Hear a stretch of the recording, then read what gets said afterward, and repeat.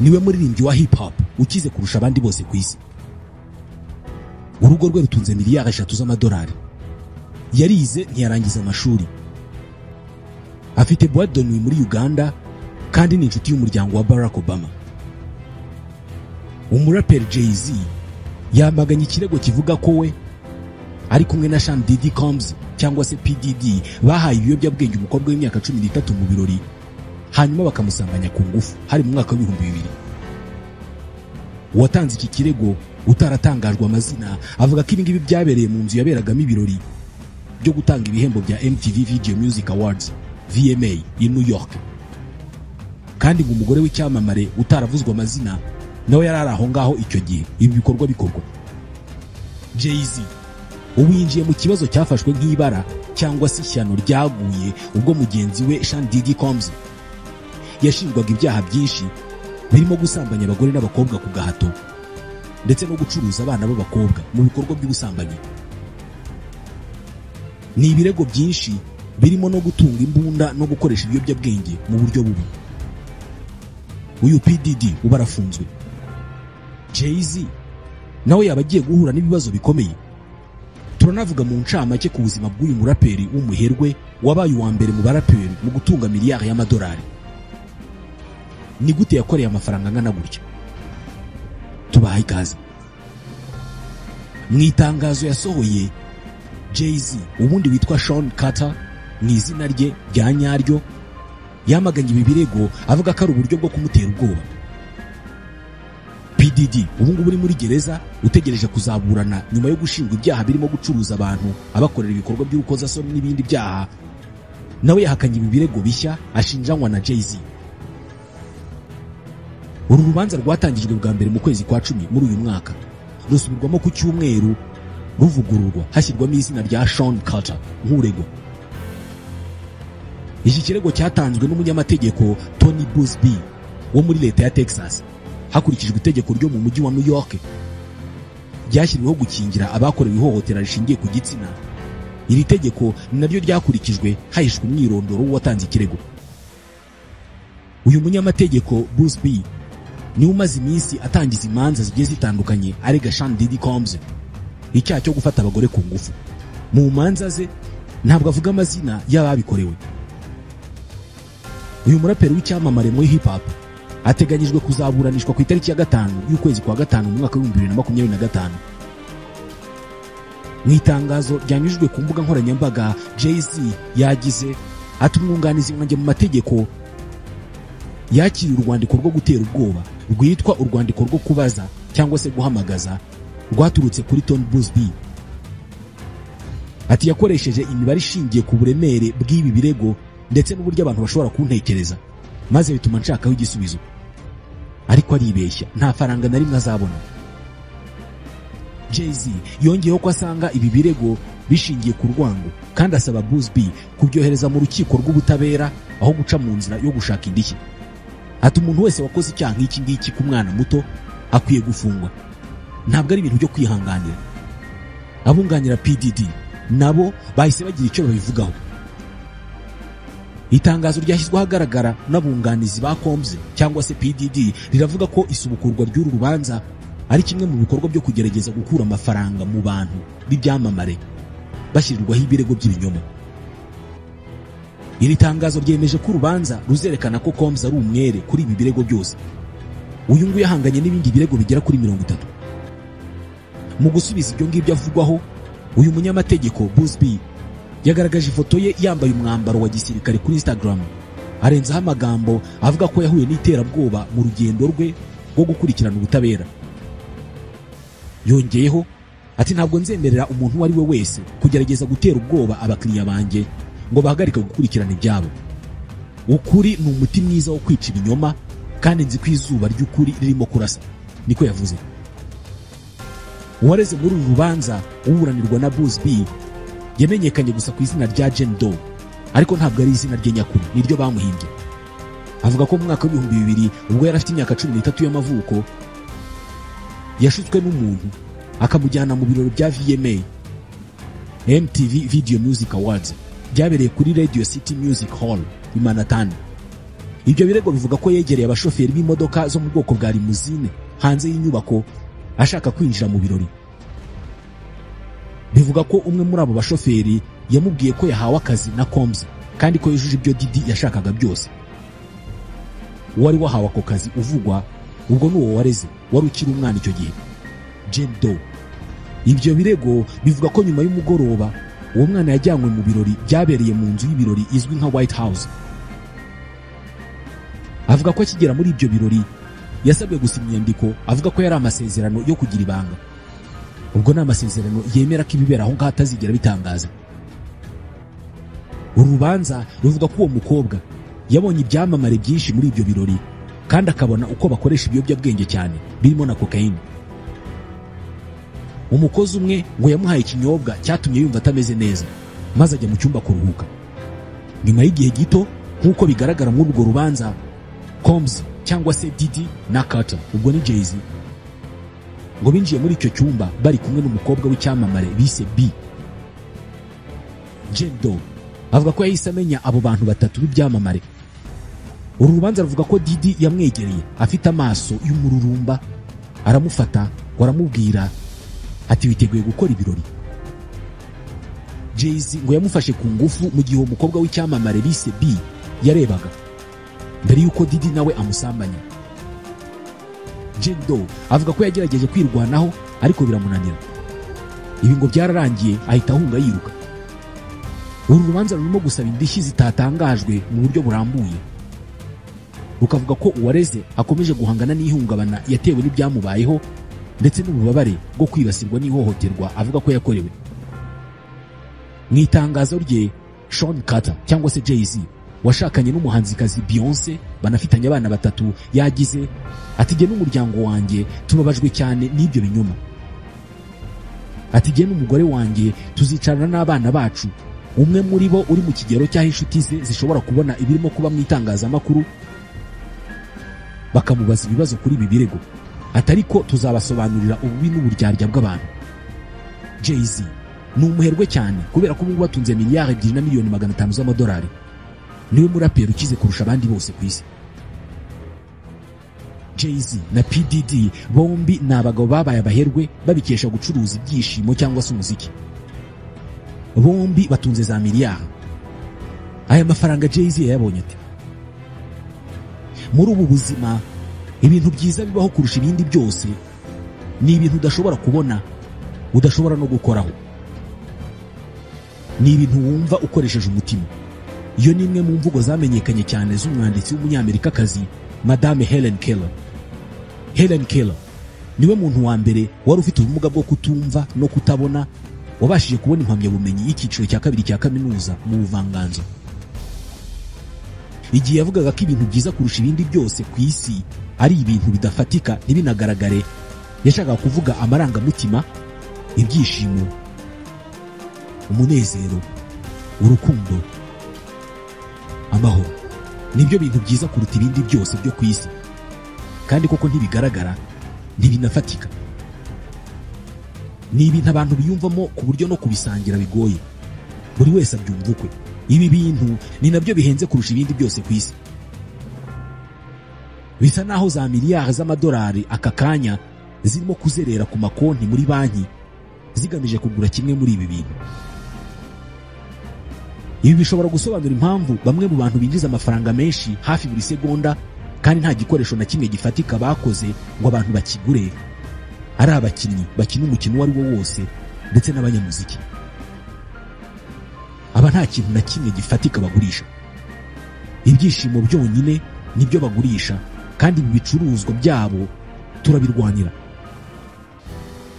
Ubucuruzi bw'ibyishimo nibwo bwahaye Jay-Z Sean Carter umusingi wo gutunga miliyari y'amadolari nk'umuririmbyi wa mbere wa hip hop watunze miliyoni 1,000 z'amadolari. Ni gute umwirabura wo muri Leta Zunze Ubumwe za Amerika wahisemo umwuga wo kuririmba indirimbo zivugirwamo amagambo adakoreshwa cyane mu biganiro by'abantu no kugaragaza amashusho y'abakobwa bambaye batikwije yaje guhindura icyiciro n'umuryango? Uyu munsi akaba yicara ku meza amwe n'abantu bake batunze ijanisha rinini ry'ubutunzi iyi si yose ifite.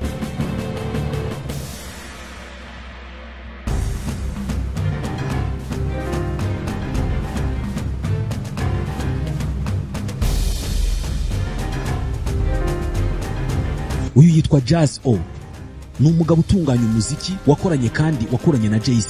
Itandukaniro rimwe ry'ingenzi hagati ya Jay-Z w'umushoramari wacuruje ibiyobyabwenge muri Brooklyn igihe yari akiri muto na Jay-Z w'icyamamare ku isi hose w'umuherwe ucuruza ibintu bitandukanye, nuko mbere ubucuruzi bwe ntabwo bwari bwemewe mu gihe uyu munsi ubucuruzi bwe bwemewe n'amategeko. Nibyo indangagaciro zatumye ashobora kubaho mu gihe yari agicuruza ibiyobyabwenge ni nazo zimufasha uyu munsi nk'umushoramari ukomeye wemewe n'amategeko ku rwego mpuzamahanga. Ntabwo nzi niba we nk'umuntu n'imyitwarire ye hari ikintu cyahindutse cyane, usibye ko uyu munsi yambara costume akajya mu kiganiro kimwe na Warren Buffett cyangwa se Jeff Bezos. Ikindi nanone ni uko uyu munsi umuryango we ari inshuti n'umuryango wa Perezida Barack Obama. Mu burengerazuba bw'isi abantu nka Jay-Z babita self-made men, abantu bikoze mu birebana n'ubutunzi n'icyubahiro, abantu birwanyeho bakishyira ku rwego rw'abantu bakize batanyuze ubusamo.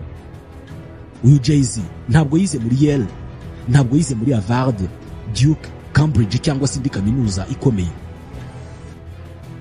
Yavukiye Brooklyn muri New York mu 1969. Yiga muri Whitney High School ariko ntiyarangiza kwiga kubera ko ishuri rye barifunze, ahita ajya kwiga imyuga muri George Westinghouse Career and Technical High School. Ukurikije ibiganiro yagiye atanga ku mateleviziyo ndetse n'amagambo ari mu ndirimbo ze, iki gihe yiga yanacuruzaga ibiyobyabwenge. We n'abavandimwe be batatu barerwaga na nyina wenyine, Gloria Carter, kubera ko se yari yarabataye. Imwe mu ndirimbo za Jay-Z zamenyekanye cyane ku isi ni yitwa You Must Love Me, ugomba kunkunda. Nuza gusoma amagambo y'iyi ndirimbo uraza kubonamo aho agira ati, nabonye se kibi mu maso yawe, nari nataye umutwe kurenza umwe w'urumogi, nabuze icyo nkora maze mfunga amaso yanjye nkora ku mbarutso y'imbunda nari mfite. Mbega ijwi ribi, nafunguye amaso nje kukureba ugaragurika ku butaka. Ubushyuhe bw'imbunda bwari burimo kuntwika mu kiganza. Ni amagambo y'impamo kubera ko yanabwiye The Guardian ko mu 1982 ubwo yari afite imyaka 12 y'amavuko yarashe murumuna we isasu ryo mu rutugu amuziza kuba yari yamwibye impeta. Gukorera mu gace gatuwe n'abirabura gusa bose bakennye, aho urubyiruko rudafite amikoro ruhitamo inzira y'ubugizi bwa nabi biturutse ku bucuruzi no kunywa ibiyobyabwenge, nibyo byatumye uyu mugabo akora byose bishoboka ngo abe mu baherwe bake bari ku isi.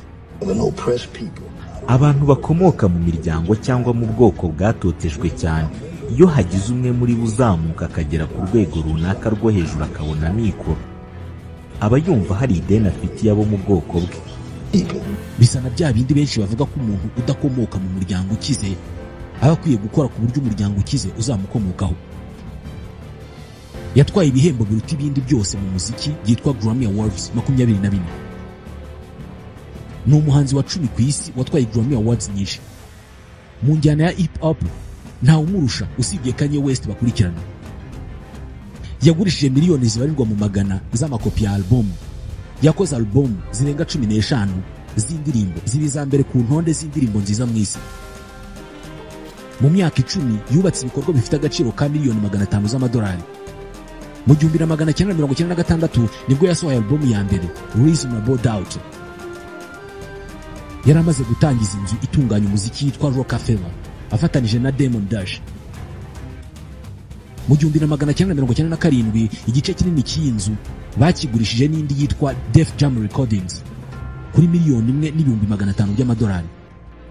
Iki gihe Jay na Diamond Dash basigaranye igice cya Rockefeller, nacyo Def Jam iza kukigura mu 2004 kuri miliyoni 10 z'amadolari, ariko bahita banaha Jay-Z akazi ko kuba perezida wabo mu gihe cy'imyaka 3.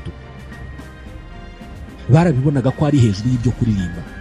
Jay yaramaze gukuramo imipira miremire n'imiringa n'inigi za zahabu mu ijosi, ahubwo yambara ikoti. Yahise ashinga indi nzu itunganya umuziki yise Rock Nation. Yashoye amafaranga mu kintu cyose gishobora kubyara andi. Abaririmbyi benshi b'abakire bakura amafaranga mu kwamamaza ibicuruzwa by'abandi, bakabikuramo menshi, gusa ba nyiri ibyo bicuruzwa bo baba bakuyemo atagira ingano.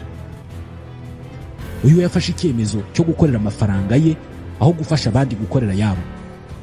Ibikorwa byo kuririmba yabikoreyemo miliyoni 75 z'amadolari. Mu 2014 wenyine yakoze ibitaramo 33 byo kuzenguruka Amerika mu rukurikirane rw'ibitaramo yise 444 Tour. Mu Kinyarwanda ni saa 10:44 za mu gitondo. Yakuyemo miliyoni 48 z'amadolari. Mu gitaramo kimwe yakuragamo miliyoni n'igice y'amadolari. Afite urubuga rwa internet ruvuza imiziki y'abaririmbyi, ariko kugira ngo wumveho umuziki ugomba kwishyura, rwitwa Tidal. Uru yarukuyemo miliyoni 600 z'amadolari. Miliyoni 600, kandi ku isi hari izindi mbuga zikora aka kazi nka Apple Music na Spotify. Nubona champagne yitwa Armand Briand banakunze kwita Last Peak cyangwa se Last Peak, ibiri mu icupa rinini rya zahabu, cyangwa se ukabona divayi yitwa gutyo, uzamenye ko yahoze ari ya Jay-Z. Ubifitwe na LVMH ya Bernard Arnault. Iyi Jay-Z yayikuyemo miliyoni 310 z'amadolari. Afite imigabane ya miliyoni 100 z'amadolari mu rundi rwengero rwitwa Duce Cognac. Izi nzoga ze zigaragara mu mavideo yose y'indirimbo n'iz'umugore bashakanye, Beyoncé. Abareba izi ndirimbo ntabwo bagura indirimbo gusa, ahubwo banagura izi nzoga. Reka tuvuge ku bucuruzi bwe bw'inzu. Afite kompanyi icuruza ikanakodesha inzu ifite nibura inzu zibarirwa muri 40. Afite amaduka acuruza ibihangano by'ubugeni bipima nibura miliyoni 70 z'amadolari. Uzi ya kompanyi itwara abantu muri za taxi aho bishyura bakoresheje ikoranabuhanga, Uber. Mu 2011 Jay-Z yayishoyemo amafaranga harimo miliyoni 70 z'amadolari. Afite imigabane muri kompanyi ikodesha indege z'igiciro yitwa Jet Smart. Anacuruza amasogisi yakuyemo miliyoni 116 z'amadolari. Hari uruganda rukomeye rw'Abafaransa rukora za baffle cyangwa se imizindaro rwitwa Diviale. Yashyizemo miliyoni 100 z'amadolari. Yashinze uruganda rw'imyambaro rwa Rocawear, ariko aza kurugurisha. Yigeze kugura imigabane mu ikipe ya basketball ya Brooklyn Nets, aza kuyigurisha mu 2013 kubera ko ntabwo yari yayiguze nk'ishoramari, kwari ugufasha ikipe yo kwivuko. Afite inzu y'urubyiniro yitwa 40/40 i Bugande no muri Nigeria. Izi nzu zifite icyicaro i New York. Hari abantu bita Jay-Z imwe mu ntiti ziri ku isi mu birebana n'ubucuruzi.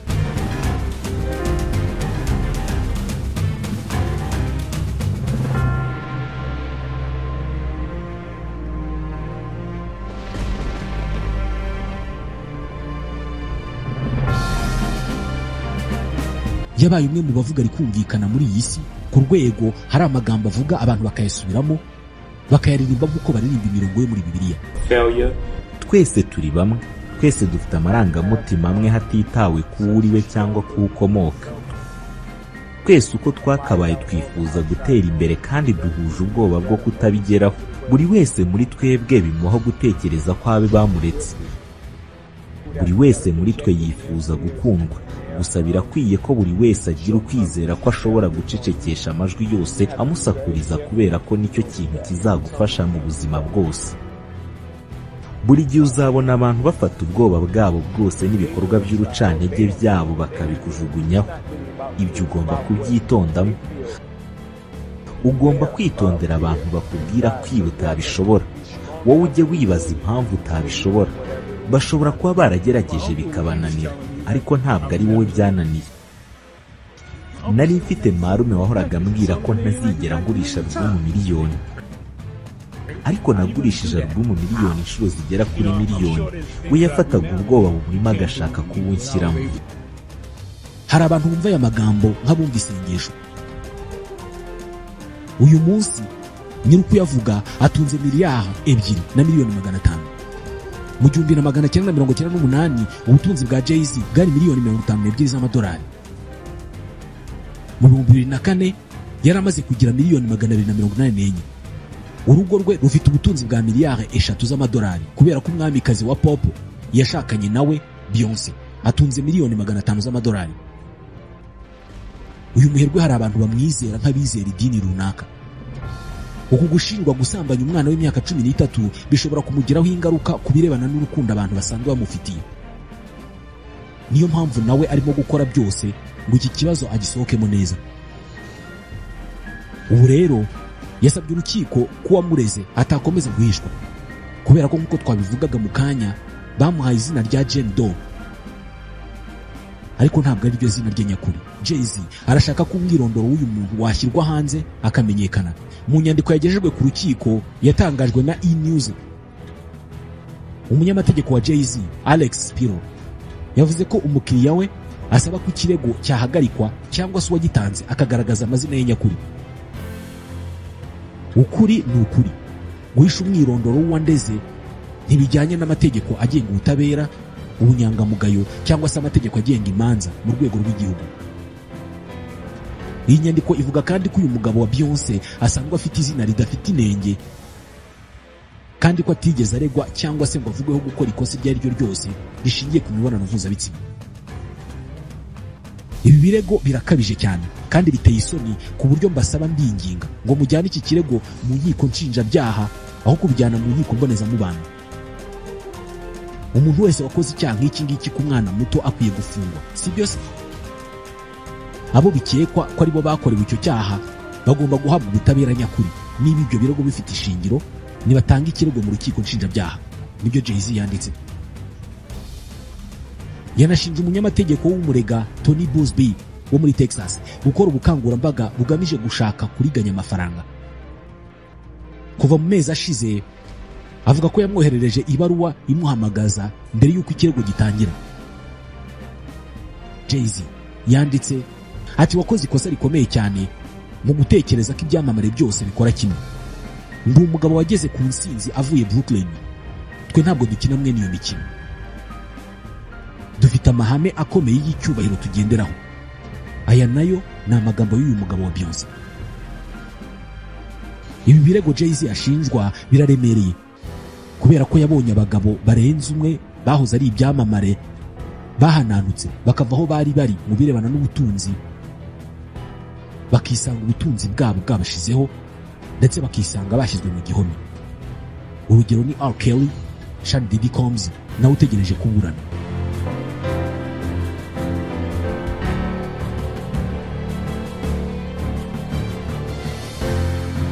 Kubera ko azi neza uburemere bw'ibi birego, niyo mpamvu Bwana Sean Carter yiteguye gukora byose ngo ibi byaha ntibimuhame.